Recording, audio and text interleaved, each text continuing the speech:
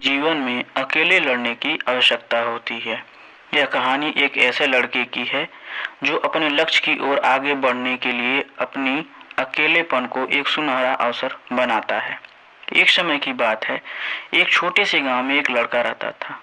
वह बहुत सपने देखता था और अपने लक्ष्यों के प्रति प्राप्ति के लिए प्रयास करने का निरंतर जुनून रखता था, परंतु उसके पास न कोई साथी था, न कोई गाइड करने वाला। उसके परिवार में भी उसके सपनों को समझने वाला कोई नहीं था। इसलिए उसे लगता था कि वह अकेलेपन के जंजीरों में बंधा है और उसके सपने अधूरे रहेंगे। फिर भी उसने निरंतर मेहनत की और अपनी आत्मविश्वास की आवाज को बुलंद किया। उसकी इच्छा शक्ति और संघर्ष ने उसे सही दिशा में आगे बढ़ने की शक्ति दी। एक दिन उसे अपने गांव के बाहर एक पुस्तकालय का पता चला। वह आश्चर्यचकित हुआ क्योंकि उसे पहले कभी ऐसी जगह नजर नहीं आई थी।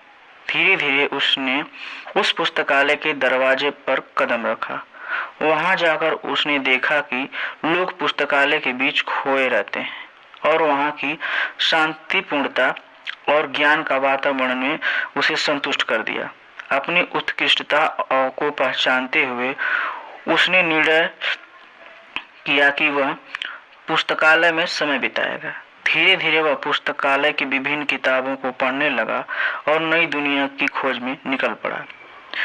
दिनों बिताने के साथ साथ उसका ज्ञान बढ़ता गया और वह अच्छे लेखकों, दर्शकों के साथ रिश्ते बनाने लगा। इसी के साथ उसने लिखने का भी मन बना लिया।